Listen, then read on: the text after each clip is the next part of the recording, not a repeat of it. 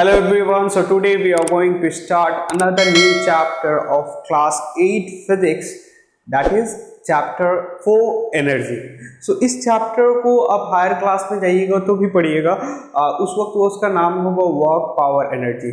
इसमें भी हम लोग को वर्क पावर एनर्जी ही पढ़ना है, बट चैप्टर का नाम आपका सिर्फ एनर्जी पे दिया है। तो यहाँ हमारा जो स्टार्टिंग होगा, सबसे पहले व्हाट इज वर्क, वर्क क्या होता है। हमारा कॉमन सेंस में होता है, हम लोग जैसे देखते हैं कोई आदमी कुछ काम कर रहा है, या हम लोग देखते हैं बहुत सारे आदमी को काम करते हुए, तो फिजिक्स किस चीज को काम बोलता है ये हम देखेंगे इस चैप्टर में। अकॉर्डिंग टू फिजिक्स वर्क का डेफिनेशन क्या होगा। सपोज दैट आप लैपटॉप लेके सुबह से 9 बजे से 5 बजे तक बैठ के अपना काम कर रहे हैं, लेकिन फिजिक्स के अकॉर्डिंग क्या ये काम है कि नहीं। फिजिक्स बोलता है कि आप अगर अपना पोजीशन को एक जगह से दूसरी जगह नहीं चेंज कर रहे हैं विथ रिस्पेक्ट टू टाइम, तो आप काम नहीं कर रहे हो। So if you are not going to change your position with respect to time, then there is no work according to physics. For example, आप मान लीजिए कुकिंग कर रहे हैं, एक जगह खड़ा होकर और अपना पोजीशन को चेंज नहीं कर रहे, तो वो क्या हो गया, according to physics it is not, no work is done. आप लैपटॉप या कंप्यूटर के सामने बैठ के 4 घंटा काम कर रहे हैं, जिसको हम लोग मेंटल वर्क बोल सकते हैं, लेकिन अकॉर्डिंग टू फिजिक्स जो होता है वो वर्क नहीं होता है। तो according to physics work done कब होगा, व्हेन एवर, देखिएगा डेफिनेशन देखिएगा, work is said to be done when a force is applied on an object and the object get displaced in the direction of force. इस चीज को समझना है कि वर्क डन कब होगा फिजिक्स के अकॉर्डिंग, जब कभी भी आप कोई फोर्स अप्लाई करते हो कोई ऑब्जेक्ट पे और वो ऑब्जेक्ट क्या करता है, डिस्प्लेस करता है, मतलब अपना पोजीशन को चेंज करता है, किसके रिस्पेक्ट में, विद रिस्पेक्ट टू टाइम और इन the direction of force applied. इसको ऐसे समझेंगे, देखिएगा ये एक ऑब्जेक्ट है, इसको मैं ऐसे रखा, so I am whenever I am applying a force, हम यहाँ पे फोर्स अप्लाई करें and if there is a displacement, देखिए ये पोजीशन चेंज किया ना, पहले यहाँ था अब यहाँ चेंज कर रहा है। So whenever you apply a force and there is a displacement, displacement भी किस डायरेक्शन में होना चाहिए, जिस डायरेक्शन में फोर्स अप्लाई कर रहे हैं उसी डायरेक्शन में डिस्प्लेसमेंट होना चाहिए। मतलब है कि हम फोर्स किस डायरेक्शन में अप्लाई करें। अगर ऐसे देखिएगा तो फोर्स मेरा क्या है, इस डायरेक्शन में है ना, मेरा राइट टू लेफ्ट, ठीक है, इस डायरेक्शन में, और ऑब्जेक्ट भी देखिए वैसे ही मूव कर रहा है, उसी डायरेक्शन में मूव कर रहा है। तो अगर कोई ऑब्जेक्ट में आप फोर्स अप्लाई करते हो और वो फोर्स की वजह से उस ऑब्जेक्ट में डिस्प्लेसमेंट होता है, जिस डायरेक्शन में आप फोर्स अप्लाई कर रहे हो उसी डायरेक्शन में, तो फिजिक्स के according work is said to be done. So definition क्या था आपको समझ में आ गया, work is said to be done when a force is applied on an object and the object get displaced in the direction of an direction of force. जिस direction में force रहेगा उसी डायरेक्शन में ऑब्जेक्ट को displace करना होगा। Displace मतलब move करना होगा। ये तो था डेफिनेशन ऑफ वर्क। अच्छा, अब हम लोग आगे बढ़ते हैं, व्हाट आर द कंडीशंस, वो कौन सा कंडीशन है जिसके रिस्पेक्ट में हमसे बोल सकते हैं कि work is going to be done, और वर्क हो गया, काम हो गया। तो क्या है, देखिएगा condition for work to be done, work done होने का कंडीशन क्या है, जो डेफिनेशन था उसी से हम लोग को पूरा, ये जो डेफिनेशन है ना, वहीं से आपका क्राइटेरिया आपको दिख रहा है। पहला कि क्या है कि देयर शुड बी क्या है, a force must be applied on an object. आपको काम करने के लिए कोई ना कोई को फोर्स अप्लाई करना ही होगा। Without force there is no work. आप फोर्स अप्लाई नहीं करिएगा तो काम नहीं होगा, वर्क नहीं होगा। तो पहला क्या निकला, force must be applied on an object. एक ऑब्जेक्ट पे फोर्स मस्ट बी अप्लाइड, ऐसे रखे और फोर्स अप्लाई नहीं कर रही तो ये मूवमेंट होगा ही नहीं। तो हमारा क्या है, फोर्स अप्लाइड, जो वहां डेफिनेशन था वहीं से पॉइंट निकला। पहला पॉइंट क्या है, force must be applied on object. अब फोर्स अप्लाइड करेंगे तो क्या होगा, ऑब्जेक्ट मूव करेगा, तो there should be a displacement, मतलब हम जैसे ही फोर्स अप्लाई किए उसमें डिस्प्लेसमेंट होना चाहिए, और should be a change in the shape और साइज ऑफ एन ऑब्जेक्ट। कुछ ऑब्जेक्ट ऐसा होता है जहां पे फोर्स अप्लाई करते हैं तो वो अपना शेप और साइज को चेंज कर रहा है, रबड़ रहता है, इलास्टिक रहता है, स्प्रिंग रहता है, देखिए ये सारा चीज जो है ना अपना शेप और साइज को चेंज करता है। चलिए, तो दूसरा कंडीशन ये हो गया। पहला condition force must be applied, second condition there should be a displacement और there should be a change in shape, size और structure of an object. Third one, the displacement should be in the direction of the force applied. जिस direction में force applied कर रहे हैं उसी direction में ही object move करना चाहिए। ऐसा नहीं हम फोर्स यहाँ अप्लाई कर रहे हैं ऑब्जेक्ट यहाँ आ जाए, ऐसा नहीं। वो एक अनदर केस होता है, नेगेटिव वर्क वगैरह, वो हायर क्लास में आप सीखिएगा। तो आप जो फोर्स अप्लाई कर रहे हो जिस डायरेक्शन में, उसी डायरेक्शन डायरेक्शन में क्या होना चाहिए, आपका डिस्प्लेसमेंट होना चाहिए। तो ये आपका 3 कंडीशंस था वर्क डन होने के लिए। सिचुएशन ऑफ नो वर्क को आप देखेंगे तो कुछ ऐसा क्राइटेरिया या कुछ ऐसा जगह जहां पे आपका काम नहीं होता है, तो कुछ एग्जांपल्स भी देखेंगे और कुछ कंडीशंस भी देखते हैं। देखिए, when there is no force applied, आपको पता है जब कभी भी कोई ऑब्जेक्ट में फोर्स अप्लाइड ही नहीं होगा तो वो क्या होगा, वर्क डन नहीं होगा। फॉर एग्जाम्पल इस पेन को हम ऐसे रख दिए, ये रेस्ट की कंडीशन में है ना हमारी सरफेस पे, तो कोई object rest in the surface में रहता है, उसको छोड़ देगा तो वो हमेशा के लिए वो वहीं पे रहेगा, तो no work is said to be done. So object resting on the surface, कोई भी सरफेस में कोई ऑब्जेक्ट रखा हुआ, मान लीजिए आपके सामने कोई एक बुक रखे हुए आप, तो वो जब तक आप एक एक्स्ट्रा फोर्स अप्लाई करके उसको मूव नहीं करेगा तब तक वहां पे कोई काम नहीं हो रहा है। तो ये था पहला condition, when there is no force applied. Second, when force is applied but there is no displacement, कुछ ऐसा भी जगह आएगा जहां पे आप फोर्स तो अप्लाई कर रहे हो लेकिन ऑब्जेक्ट मूव नहीं कर रहा है। फॉर एग्जाम्पल देखिएगा, आप अपने सामने देखिए कोई वॉल है, उसको जाके पुश करिए। For example I am pushing this wall,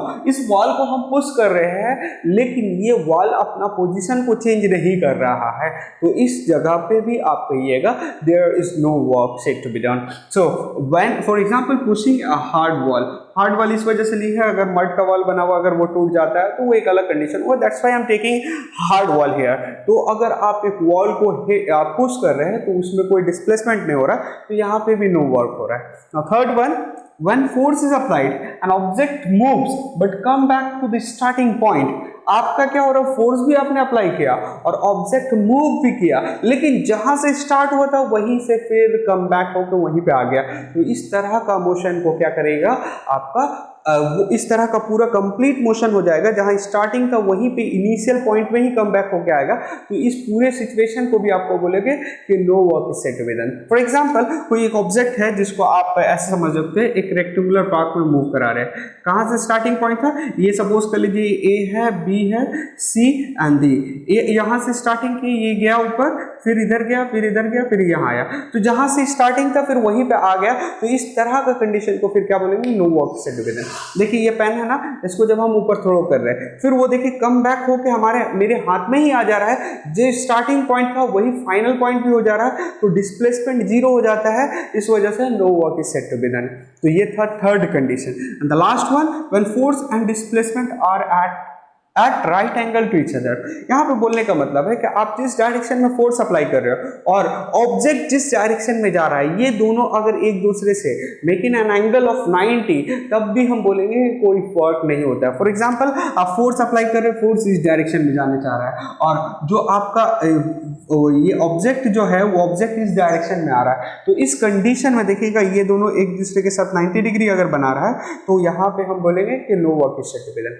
इसका कुछ एग्जांपल है सर, एग्जाम में पूछता भी है। सपोज कर लीजिएगा आप क्या कर रहे हैं, कूली जो होता है, कूली क्या करता है अपने सर पे माल जिसको हम लोग लोड बोल सकते हैं उसको लेके क्या कर रहा है, आपके साथ चल रहा है, तो जब वो आपके साथ मूवमेंट कर रहा है तो उसका डायरेक्शन क्या है, आप अगर सपोज कर लीजिए कूली इस तरफ जा रहा है तो कूली हो गया यहाँ पे सर पे सामान लेके है और इस तरफ मूवमेंट कर रहा है, तो मूवमेंट कहाँ पे, डिस्प्लेसमेंट ये हो गया, लेकिन इस कूली के ऊपर जो ऑब्जेक्ट है वो हमेशा नीचे की तरफ फोर्स उसका एक्ट हो रहा है ना, तो फोर्स किस डायरेक्शन में हो रहा है, नीचे की तरफ हो रहा है, डिस्प्लेसमेंट क्या हो रहा है, इस तरफ हो रहा है, तो ये दोनों एक दूसरे से 90 डिग्री का एंगल बनाएंगे, तो इस कंडीशन में भी आप क्या बोलोगे, no work is said to be done. इसका एक और एग्जांपल से सर कैसे ले सकते हैं, मान लीजिए आप एक बाल्टी होता है जिसको हम लोग बकेट बोलते हैं, उसमें पानी भर लो और आप पानी भर के आप स्ट्रेट उसको चलिए, तो आप जैसे ही चल रहे हो तो जैसे बाल्टी का क्या फोर्स उसको नीचे लेके जाना चाह रहा है, ऑब्जेक्ट का फोर्स कहाँ है, नीचे है, क्योंकि वेट है, वेट नीचे जाता है, और आप डिस्प्लेसमेंट क्या हो रहा है, स्ट्रेट जा रहे हो, तो आपका डिस्प्लेसमेंट स्ट्रेट हो रहा है, बाल्टी का फोर्स जो है वाटर का वो नीचे की तरफ है। इस कंडीशन में भी ये दोनों एक दूसरे से 90 डिग्री बनाते हैं, तो ये भी हो गया situation of no work. Measurement of work, measurement of work का मतलब है कि वर्क डन फाइंड आउट करने के लिए हमको कौन सा फॉर्मूला का हेल्प लेना होगा, तो मेजरमेंट ऑफ वर्क के लिए आपको वर्क का फॉर्मूला होता है फोर्स इनटू डिस्प्लेसमेंट। आप जितना फोर्स अप्लाई कर रहे हो और उसके बाद जितना डिस्प्लेसमेंट और ऑब्जेक्ट का, इस दोनों को जब मल्टीप्लाई करोगे तो आपका क्या निकलेगा, वर्क डन निकलेगा।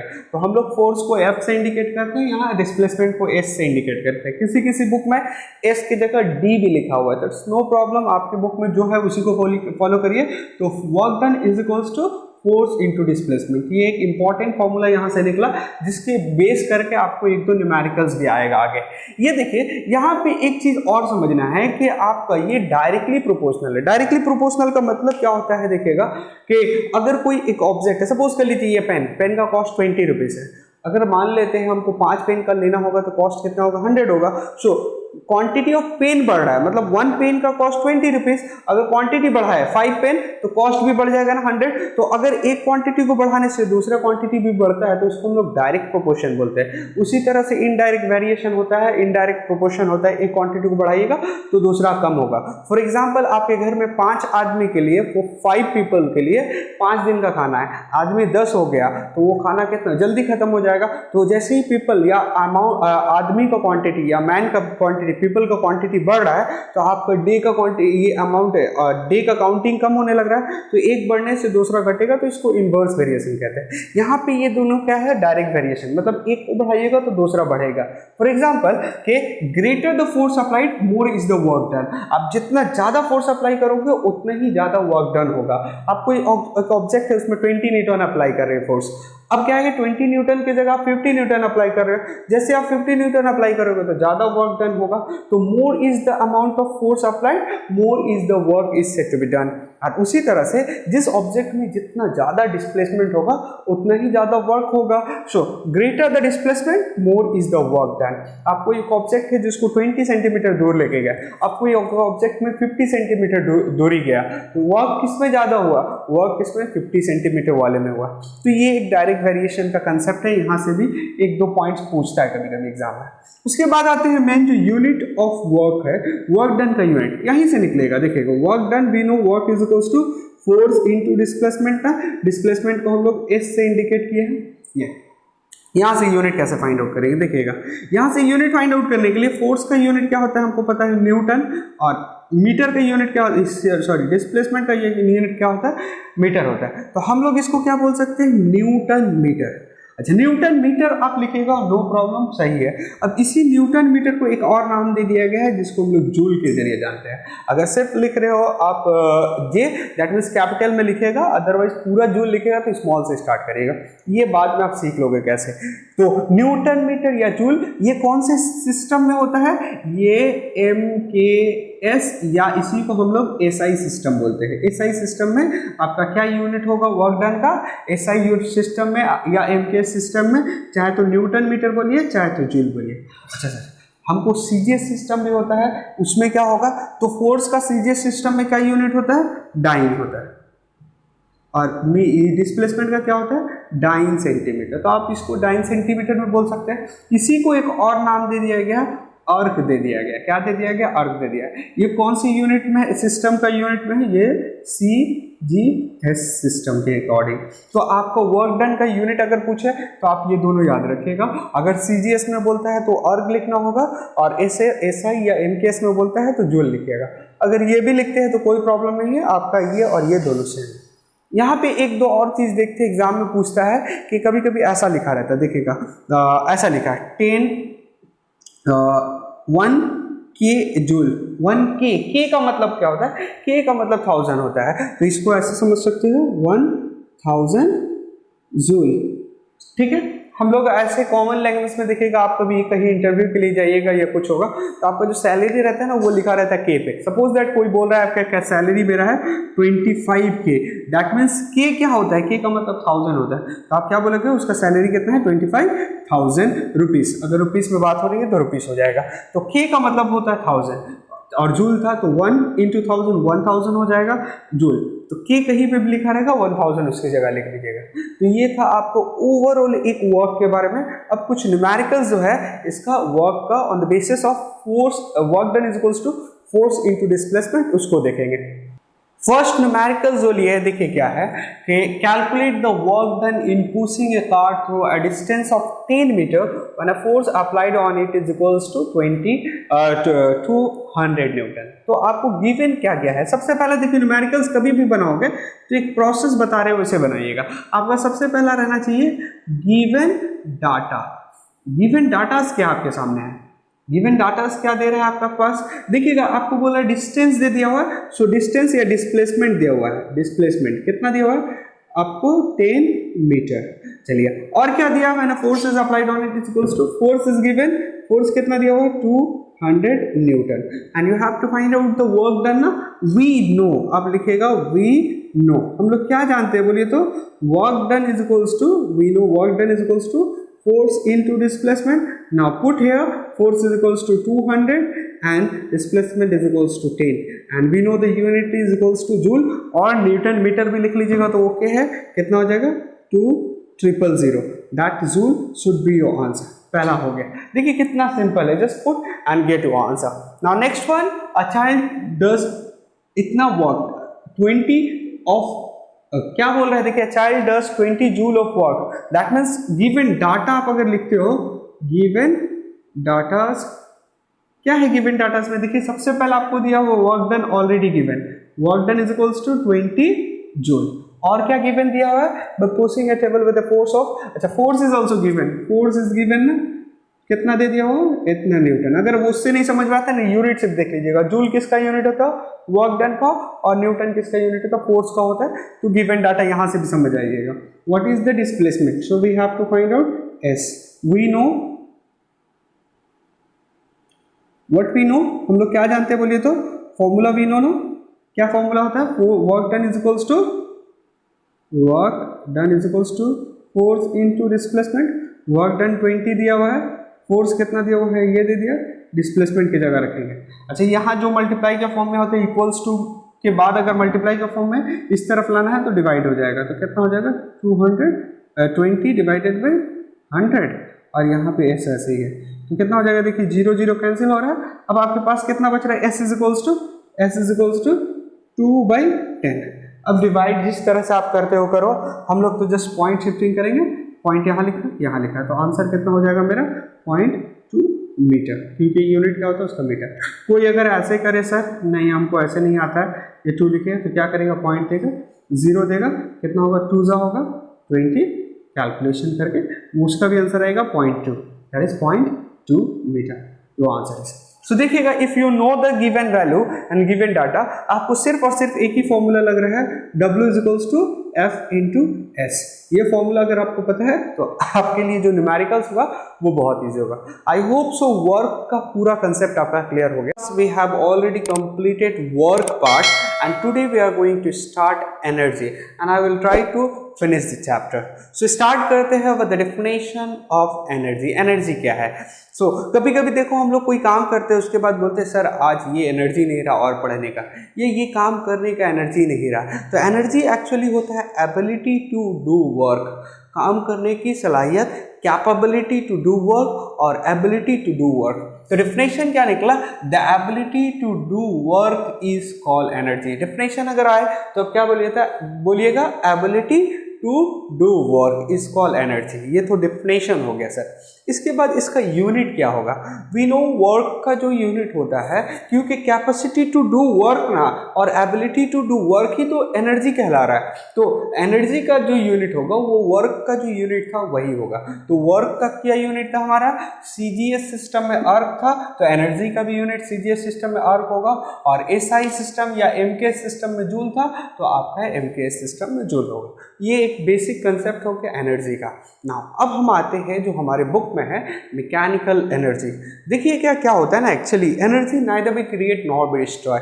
ये हम लोग को पता होना चाहिए कि एनर्जी को ना ही क्रिएट किया जा सकता है ना ही डिस्ट्रॉय किया जा सकता है। Just one form of energy से हम लोग अनदर फॉर्म ऑफ एनर्जी में हम लोग कन्वर्शन करते हैं, जिसको आगे पढ़ेंगे। देखिएगा जैसे फॉर एग्जाम्पल अगर अभी आप देखो आपके ऊपर में जो फैन है, फैन में क्या हो रहा है? हम इलेक्ट्रिकल एनर्जी दे रहे हैं, वो क्या हो रहा है? मैकेनिकल एनर्जी में कन्वर्ट हो रहा है। तो इस तरह से हर एक जगह लाइट है, इलेक्ट्रिकल एनर्जी दे रहा हूँ, वो कौन सा? लाइट एनर्जी में, और हीट एनर्जी में कन्वर्ट हो रहा है। तो हर एनर्जी में क्या होता है, कोई भी काम करते हैं हम लोग तो क्या होता है, एक फॉर्म ऑफ एनर्जी से दूसरे फॉर्म ऑफ एनर्जी में जस्ट कन्वर्सन होता है। ना ही उसको क्रिएट किया जा सकता है, ना ही वो एनर्जी को डिस्ट्रॉय किया जा सकता है। ये एकदम सिंपल सा चीज़ है। चलिए अब जो है हमको जो चैप्टर्स है उसमें पढ़ना है, जो चैप्टर में mechanical energy.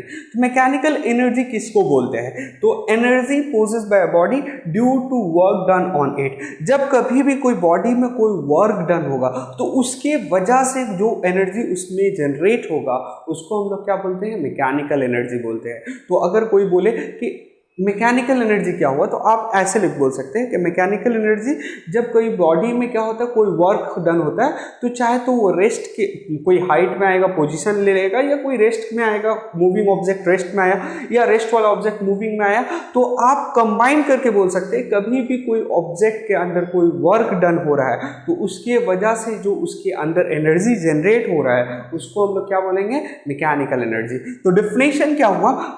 Energy possess by body due to the work done on it. जब कभी भी कोई भी ऑब्जेक्ट पे कोई काम होता है तो उसके अंदर जो एनर्जी जनरेट होता है उसको हम लोग क्या बोलते हैं? मैकेनिकल एनर्जी बोलते हैं। सपोज कर लीजिए इसको एक बॉल ले लीजिए, आप उसको थ्रो कर रहे हैं, तो थ्रो कर रहे हैं तो उस बॉडी के अंदर तो काम हो रहा है ना, तो उस थ्रो करते वक्त वो जब जा रहा है तो उसके अंदर जो एनर्जी रहता है उसको मैकेनिकल एनर्जी बोलेंगे। ये पेन था, इसको हम सर्टेन हाइट पे लेके आ गया, अब इसको छोड़ेंगे तो ये क्या नीचे जाएगा ना? क्यों जाएगा? क्योंकि इसके पोजीशन की वजह से इसके अंदर एक एनर्जी जनरेट किया है कि ये रिवर्स बैक आ जाए। तो इसको हम लोग क्या बोलेंगे? मैकेनिकल एनर्जी बोलेंगे। अलग अलग फॉर्म होता है वो हम आगे देखेंगे। तो उसी की तरह देखिए कोई रबड़ है, उसको स्ट्रेच कर लिया, उसको हम जब छोड़ेंगे तो वो अपने पोजीशन में जाने की कोशिश करेगा, इसको भी मैकेनिकल। क्यों? क्योंकि जब कभी भी उसमें काम हुआ तब जो एनर्जी हो रहा है, अगर ऐसे ही रबड़ को रख के रखे तो इस तो अपने कंडीशन इसमें कोई चेंजेस नहीं होगा, ऐसे ही पेन को यहाँ रखे तो ये थोड़ी नीचे जाएगा। जब कभी भी कोई काम इस पर करे, मतलब जब कभी भी कोई वर्क करे, जैसे इसको ऊपर लेके आया, इसमें वर्क डन हुआ तो इसकी वजह से इसके अंदर एनर्जी जनरेट हुआ कि ये नीचे आ रहा है। तो डिफिनेशन अगर देखा जाए तो एकदम क्लियर है, energy possess by body due to the work done on it. ये डिफिनेशन हो गया मैकेनिकल एनर्जी का। अब मैकेनिकल एनर्जी जो होता है अकॉर्डिंग टू यू बुक आपको जो पढ़ना है, काइनेटिक दो टाइप का होता है, एक काइनेटिक एनर्जी होता है, एक पोटेंशियल एनर्जी होता है। तो काइनेटिक एनर्जी और पोटेंशियल एनर्जी क्या है? ये टाइप ऑफ मैकेनिकल एनर्जी है। सो डेफिनेशन के अकॉर्डिंग अगर हम समझना चाहें, जब कोई भी बॉडी में ड्यू टू इट्स मोशन कोई एनर्जी जनरेट होता है तो उसको हम लोग काइनेटिक एनर्जी बोलते हैं, और ड्यू टू इट्स पोजिशन और कन्फिग्रेशन कोई एनर्जी जनरेट होता है तो उसको पोटेंशियल एनर्जी बोलते हैं। इसको डिटेल में देखेंगे। तो काइनेटिक एनर्जी क्या होगा, जिसको शॉर्ट में के के फॉर्म में रिप्रेजेंट किया गया, energy possess by body due to its motion और मूवमेंट। जब कभी भी कोई ऑब्जेक्ट में मोशन होता है या मूवमेंट होता है उस वक्त उस बॉडी के अंदर जो एनर्जी रहता है उसको हम लोग काइनेटिक एनर्जी बोलते हैं। सपोज कर लीजिए इसको बॉल को हम थ्रो कर रहे हैं, तो जब बॉल थ्रो किया तो एयर में जिस एनर्जी के साथ वो जा रहा है वो क्या आपका रहेगा? काइनेटिक एनर्जी रहेगा। गाड़ी 100 की स्पीड में चल रहा है तो वो उस वक्त उसके अंदर जो एनर्जी रहेगा वो क्या रहेगा? आपको काइनेटिक एनर्जी रहेगा। तो जब कभी भी कोई भी बॉडी मोशन की हालत में रहेगा, मूवमेंट की हालत में रहेगा, तो उस वक्त उसके अंदर जो एनर्जी रहता है उसको काइनेटिक एनर्जी बोलते हैं। इसका काइनेटिक एनर्जी का फॉर्मूला जो होता है, अभी सिर्फ आपको फॉर्मूला याद रखना है, इसको बेस करके न्यूमेरिकल्स याद रख आएगा कुछ। काइनेटिक एनर्जी का फॉर्मूला होता है half mv²। Half it's numerical value, half मतलब 1/2 m, that means mass of that object. जो बॉडी मूवमेंट में है, जिसको हम लोग मोशन दिला रहे हैं, उसका मास एंड उसका वेलोसिटी, किस वेलोसिटी से वो मूवमेंट कर रहा है उसका स्क्वायर। तो फॉर्मूला क्या हुआ काइनेटिक एनर्जी का? Half mv²। ये फॉर्मूला है, इसको बेस करके न्यूमेरिकल्स बहुत पूछता है। तो ये m क्या है? मास ऑफ द बॉडी है, v क्या है? वेलोसिटी ऑफ द बॉडी है। जस्ट इसको याद रखिएगा, काइनेटिक एनर्जी क्या होता है, काइनेटिक एनर्जी का फॉर्मूला। आगे हम लोग 2-3 न्यूमेरिकल्स भी देखेंगे, ठीक है। Now potential energy, energy possess by body due to it position and configuration. अब कभी कभी कोई ऑब्जेक्ट का पोजीशन चेंज होने की वजह से उसके अंदर कुछ एनर्जी जनरेट हो जाता है, या कन्फिग्रेशन या शेप चेंज होने की वजह से उसके अंदर कुछ एनर्जी जनरेट हो जाता है। अभी आपको बताइए, ये पेन ऐसे रखा है, इसको हम सर्टेन हाइट पे लेके गए, जैसे ही अब इसको कुछ नहीं करना, आप छोड़ना, ये नीचे गिरेगा। क्यों ये नीचे गिर रहा है? क्योंकि हम जब इस पे वर्क किए ना तो इस पेन के अंदर कुछ एनर्जी जनरेट हो गया। अब ये एनर्जी क्या करता है? उसको रिवर्स बैक उसी कंडीशन में लाने की कोशिश करता है। तो energy due to position, position या हाइट बोल सकते हैं, तो उस तरह का उसको। या कभी कभी ऐसा देखिएगा, कभी कभी कोई रबड़ को स्ट्रेच करके रखा है, जब उसको छोड़िएगा तो वो फिर अपने कंडीशन में आ जाएगा ना। या स्प्रिंग जो होता है हमारा, स्प्रिंग जब कंप्रेस करते हो या आप उसको स्ट्रेच करते हो या कोई चीज को बेंड करते हो, तो देखिएगा उसमें कन्फिगरेशन, उसकी शेप में चेंजेस हो रहा है, तो उसकी वजह से जैसे ही उसको छोड़ते हैं तो वो अपने पोजीशन पे आता है। वो एनर्जी जो उसको उस पोजीशन पे लाता है उसी को पोटेंशियल एनर्जी बोलते हैं। तो पोटेंशियल एनर्जी का अगर डेफिनेशन हो जाए तो बोला जाए तो क्या होगा, energy possess by body due to its position, position में आप हाइट ले सकते हैं, और कन्फिगरेशन, कन्फिगरेशन मतलब शेप एंड साइज। अगर पोजीशन की वजह से होता है तो उसको हम लोग क्या बोलते हैं, gravitational potential energy. Energy possess by body due to its position या हाइट लिख सकते हैं, तो वो क्या कहलाएगा, ग्रेविटेशनल पोटेंशियल एनर्जी। और इलास्टिक, इलास्टिक मतलब स्ट्रेस और कंप्रेस करना। तो एनर्जी पोजेस बाय डेफिनेशन देखिए ये क्या हो जाएगा, energy possess by body due to its configuration, और चेंज इन कन्फिगरेशन भी बोल दीजिएगा, तो वो क्या होगा, इलास्टिक पोटेंशियल एनर्जी होगा। तो ग्रेविटेशनल पोटेंशियल एनर्जी कब होगा, जब कोई बॉडी को हम सर्टेन हाइट पे लेके जाते हैं तो उसके अंदर वो एनर्जी जो उसको फिर रिवर्स बैक में लाने की कोशिश करता है उसको ग्रेविटेशनल पोटेंशियल एनर्जी बोलेंगे। और जब कभी कोई बॉडी को कंप्रेस करते हैं या स्ट्रेच करते हैं या बेंड करते हैं तो वो अपने पोजीशन पे आने के लिए जो उस बॉडी के अंदर जो एनर्जी होता है उसको हम लोग इलास्टिक पोटेंशियल एनर्जी बोलते हैं। चलिए, ग्रेविटेशनल पोटेंशियल एनर्जी का फॉर्मूला होता है आपका यहाँ पे PE या ग्रेविटेशनल पोटेंशियल एनर्जी भी बोल सकते हैं। ये क्या फॉर्मूला होगा, mgh, mg और h। ये m क्या है, मास ऑफ दैट ऑब्जेक्ट, जिस बॉडी को हम लोग पोजीशन चेंज करें, और g क्या है, एक्सेलरेशन ड्यू टू ग्रेविटी, आगे हम लोग उसको देखेंगे। और h क्या है, जितना हाइट गया बेस से, सरफेस से कितने हाइट पे गया, तो वो उसका h हो गया। तो उसका फॉर्मूला है पोटेंशियल एनर्जी का, इसको भी याद रखिएगा। इसको बेस करके भी कुछ न्यूमेरिकल्स पूछा जाएगा। तो हमने अभी क्या किया, हम लोग एनर्जी क्या होता है, मैकेनिकल एनर्जी क्या होता है, इसको देख लिए। मैकेनिकल एनर्जी का दो पार्ट होता है, kinetic energy, potential energy. Potential energy का दो पार्ट होता है, gravitational potential energy and elastic potential energy. Now कुछ न्यूमेरिकल्स देखेंगे based upon potential energy and kinetic energy. हम आपको बता चुके हैं पोटेंशियल एनर्जी का फॉर्मूला क्या होता है, mgh, एंड काइनेटिक एनर्जी का फॉर्मूला क्या होता है, हाफ mv²। इसी को बेस करके कुछ न्यूमेरिकल्स है उसको देखते हैं। पहले हम काइनेटिक एनर्जी को बेस करके कुछ न्यूमेरिकल्स है देखिए। Calculate the kinetic energy of an object. आपको क्या फाइंड आउट करना है, kinetic energy of mass, weight दिया हुआ कितना, 600 kg मूविंग विद वेलोसिटी। देखिए जब कभी भी ऐसा क्वेश्चन आए ना तो पहला काम आपका क्या रहता है, डाटा गिवन क्या दिया हुआ। देखिए तो मास जिसको हम लोग बोल रहे हैं वेट, मतलब मास दे दिया हुआ है, देखिए कितना दिया हुआ, 600 kg, एंड और क्या दिया हुआ है, वेलोसिटी दिया हुआ है ना, v = 30 मीटर पर सेकेंड। ये गिवन दे चुका है, आपको क्या निकालना है, we know kinetic energy = half mv²। Just put and get your answer. Half तो इसी तरह से रहेगा क्योंकि न्यूमेरिकल्स वैल्यू है। m की जगह कितना है सर, देखिए 600 हो गया, और v की जगह क्या है, 30 है, लेकिन यहाँ v² है ना, तो आप काम करना 30 × 30 कर देना। ये हो गया आपका आंसर। इसको कैलकुलेट कर लेते हैं। कैलकुलेट करना इच्छा है तो कैलकुलेट करिए। देखिए 2 3 और ये 00, मतलब 300 × 30 × 30। कैसे हम लोग कैलकुलेट करेंगे, 2 1 2 था यहाँ पे। देखिए कैसे कैलकुलेट करेंगे, 3 × 3 कितना हो जाएगा, 9 × 3 27, 9 × 9 18 and 27। जीरो कितना बज रहा है, 2 यहाँ, 1 यहाँ, 1 यहाँ, 7 4 0 1 2 3 4 0। और यूनिट क्या होता है, जूल होता है। That is your answer. बस एकदम सिंपल है, आप कैलकुलेशन अपने हिसाब से कर लेना, खत्म हो जाएगा। तो ये था आपको काइनेटिक एनर्जी निकालने का, कैसे निकालते हैं। नो यहाँ पे देखिए, an object move with speed. यहाँ पे देखिएगा स्पीड इज गिवन, स्पीड मतलब वेलोसिटी इज गिवन, कितना दिया हुआ है, 35 मीटर पर second. This one is given, and और क्या दिया हुआ, and has a kinetic energy. अच्छा यहाँ पे काइनेटिक एनर्जी भी दे चुका है, 9800 जूल।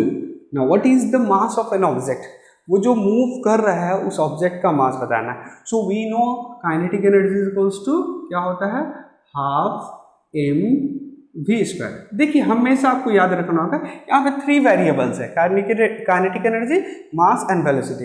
इसमें से कोई 2 दिया रहेगा, एक आपको फाइंड आउट करना है। यहाँ पे देखिए काइनेटिक एनर्जी गिवन दिया हुआ है, कितना दिया हुआ है, जस्ट उसकी जगह पुट कर देंगे 9800 इज इक्वल्स टू हाफ है, हाफ इसी तरह रखेंगे। मास का वैल्यू कितना दिया, sorry mass we have to find out ना, वेलोसिटी का वैल्यू कितना है 35, so we write 35 into 35। Now mass को निकालना है तो हम लोग पढ़े हैं जब सर यहाँ इक्वल्स टू के इस साइड में जो भी मल्टीप्लाई का फॉर्म है तो वहाँ पर जाके डिवाइड हो जाता है, तो ये कितना हो जाएगा 9800 और ये क्या हो जाएगा 2, और यहाँ पे आपके साथ रहेगा m बच जाएगा और 35 इंटू 35 यहाँ पे आ जाएगा। अब इसको कैलकुलेट करिएगा, जो आपका आंसर आएगा वो हो जाएगा। हम कैलकुलेट नहीं कर रहे हैं, आप कैलकुलेट कर लीजिएगा, ठीक है। चलिए नहीं तो वीडियो लंबा हो जाएगा।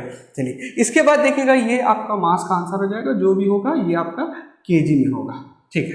Now calculate the potential energy, तो हमारा क्या काइनेटिक एनर्जी का क्या फॉर्मूला निकला, हाफ mv स्क्वायर से 2 न्यूमेरिकल्स देखे। अब पोटेंशियल एनर्जी का देखते हैं। Calculate the potential energy of stone, weight कितना है देखिए, तो वेट गिवन, इसमें भी जो प्लेस दिया पहले हम उसको लिख देंगे, वेट कितना गया 2.5 kg। चलिए ठीक है। Now at a height of, अच्छा obvious here height is also given, height of इतना meter, height is also given.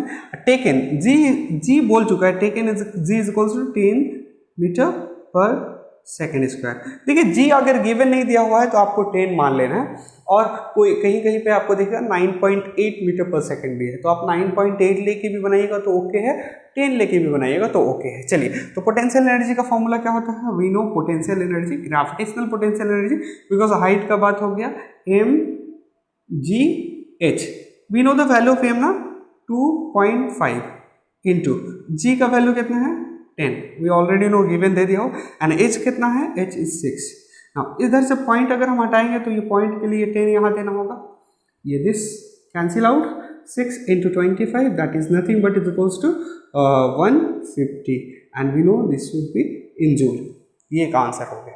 Now उसी तरह से देखिए एक और क्वेश्चन यहाँ पे है, वाटर पंप कैन लिफ्ट, अच्छा मास गिवन दिया, पहले जो जो गिवन डाटा रहता है ना उसको लिख लेते हैं, 60 kg ऑफ वाटर पर मिनट।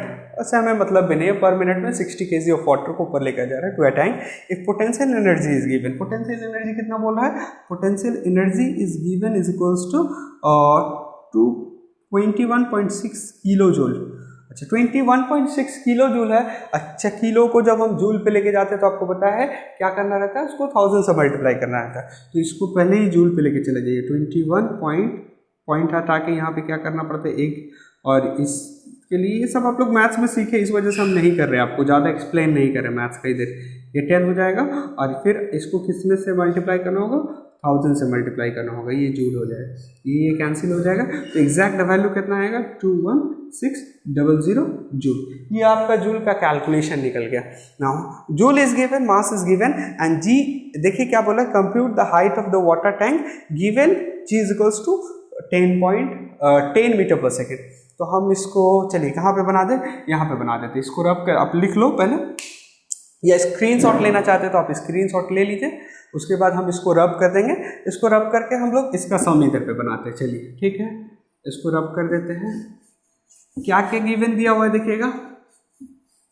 चलिए हमें मास पता चल गया है, मास कितना चला है 60 kg, जी का वैल्यू पता चल चुका है कितना है 10 मीटर पर second, g is already given, see taken g is equals to this, and potential energy is also given है, कितना निकल रहा है मेरा 21600 joule. No we know potential energy is equals to mgh। आपको क्या फाइंड आउट करना है, compute the height of the water tank, वो वाटर टैंक कितने हाइट पे है ये फाइंड आउट करना, कुछ नहीं करना, इसकी जगह पुट करिए। देखिए पोटेंशियल एनर्जी की जगह जस्ट उसका वैल्यू पुट कर देते हैं 600, इसके जगह m के जगह वी नो 60 kg, और g की जगह क्या है 10 हो गया, और h को हमको फाइंड आउट करना है।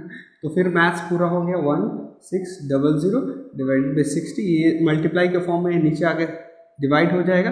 ये सारा मैथ्स में आप लोग सीखो। देखिए 10 10 cancel, 10 10 cancel, 6 5 6, 6 3 18, and then carry 3 आपका हो जाएगा 6। तो हाइट कितना निकलेगा, height is equals to 36 meter, your answer. So ये एक प्रोसेस है जिसके जरिए हम लोग कैसे न्यूमेरिकल्स को बनाते हैं। आई होप सो ये न्यूमेरिकल्स आपको समझ में आया। अब हम देखेंगे ट्रांसफॉर्मेशन ऑफ एनर्जी। सो हम पहले पढ़ चुके हैं energy neither be create nor be destroy.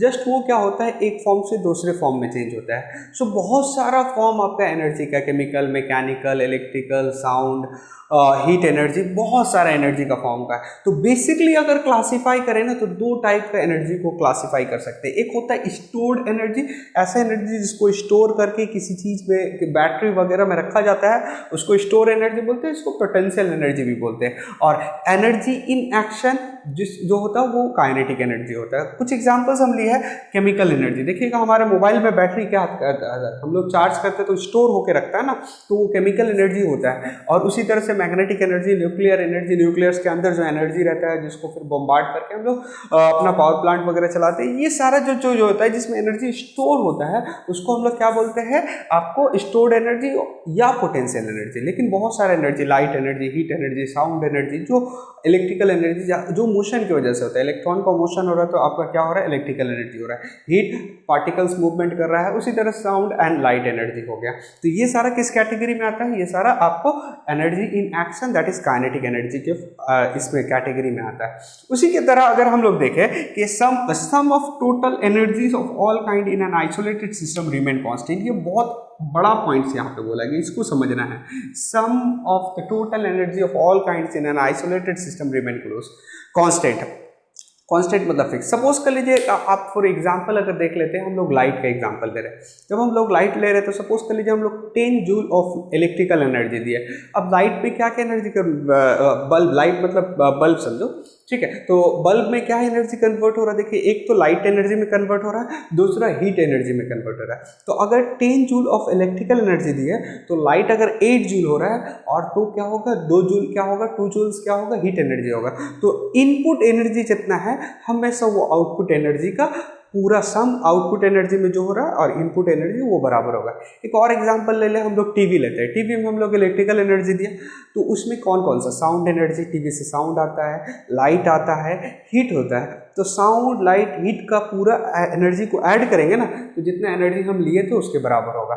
तो वही बोल रहा है कि sum of total energies all kind in an isolated system remain constant. यहाँ पे आइसोलेटेड सिस्टम मतलब एक सिस्टम फिक्स होना चाहिए, एक सिस्टम कांस्टेंट, एक फिक्स सिस्टम होना चाहिए। सिस्टम से बाहर जाएगा तो फिर वहाँ पे मिक्स हो जा रहा है दूसरी चीज़ में, इन्वायरमेंट में मिक्स हो जाएगा, इसी वजह से यहाँ आइसोलेटेड सिस्टम बोला।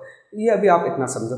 उसके बाद देखिएगा energy conversion of simple pendulum, simple pendulum का, रोलर कोस्टर का, डैम का, ये सब चीज़ को हम लोग का सब सेम होता है लगभग। देखिए यहाँ पे देखो, ये पेंडुलम ले लिया, ये जो पॉइंट होता है इसको हम लोग मीन पॉइंट बोलते हैं, इसको एक्सट्रीम पॉइंट बोलते हैं, दोनों का बाहर। देखिए यहाँ पे आपके पास पार्टिकल्स यहाँ से गया, यहाँ पे आहिस्ता आहिस्ता आहिस्ता, फिर यहाँ से यहाँ पे आ रहा है। तो देखिए इस ऑब्जेक्ट में यहाँ पे हाइट हो रहा है ना, जहाँ पे हाइट होता है वहाँ पे क्या होता है, पोटेंशियल एनर्जी होता है, mgh। यहाँ पे भी क्या हो जाएगा, m पोटेंशियल एनर्जी होगा, क्या हो जाएगा, mgh। और यहाँ पे देखिए कोई ऑब्जेक्ट से हाइट नहीं है ना, तो यहाँ पे क्या होगा, काइनेटिक एनर्जी होगा। काइनेटिक एनर्जी होगा हाफ mv², जो हमारा फॉर्मूला होता है। तो देखिएगा इसमें पेंडुलम में जब पोजीशन ए पे रहता है ना तो उस ऑब्जेक्ट पे जैसे ही पेंडुलम गया है यहाँ पे कुछ देर के लिए जैसे देखिए पेंडुलम है, जैसे इसको मूवमेंट करा रही है, यहाँ लेके गए, फिर यहाँ आएगा, फिर यहाँ आएगा। तो ये जब एक्सट्रीम पॉइंट पे जाता है ना थोड़ा देर के लिए रुकता है। रुकता मतलब वेलोसिटी जीरो, वेलोसिटी जीरो मतलब काइनेटिक एनर्जी जीरो।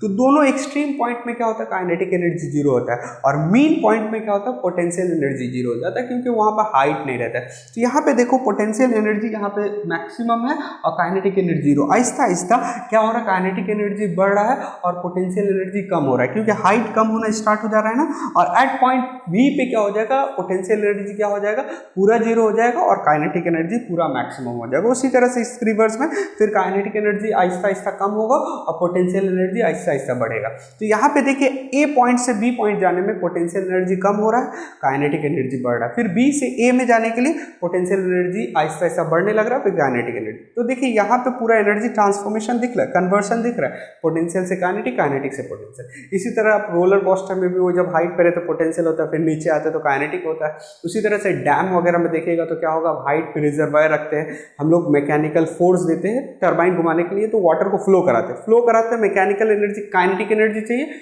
उस को जनरेट करने के लिए हम लोग वाटर को एक हाइट पे लेके जाते हैं पोटेंशियल एनर्जी की वजह से। पोटेंशियल एनर्जी काइनेटिक एनर्जी में कन्वर्ट होता है। लास्ट अब हम लोग देखते हैं पावर किसको बोलते हैं। तो पावर की डेफिनेशन सिंपल है, work done per unit time. एक यूनिट टाइम में जितना काम करते हो वो आपका वर्क कहलाता है, पावर कहलाता है। तो सिंपल, आप ज़्यादा डेफिनेशन में नहीं जाना, work done per unit time. इसका यूनिट क्या होगा हमको पता है, वर्क डन का यूनिट जूल होता है, टाइम का यूनिट सेकंड होता है, जूल पर सेकंड। इसी को एक और नाम दे दिया गया जिसको हम लोग वाट बोलते हैं। और यहाँ से एक आपको याद रखना, 1 हॉर्स पावर, HP मतलब horse power is equal to 746 watt. HP British unit वगैरह, ब्रिटिश लोग आपको इसको यूनिट की तरह रिस्पेक्ट में यूज करते थे। तो आई होप सो ये चैप्टर पूरा समझ में आ गया। If you still have any doubt, write on comment section, I will try to answer you. Thank you.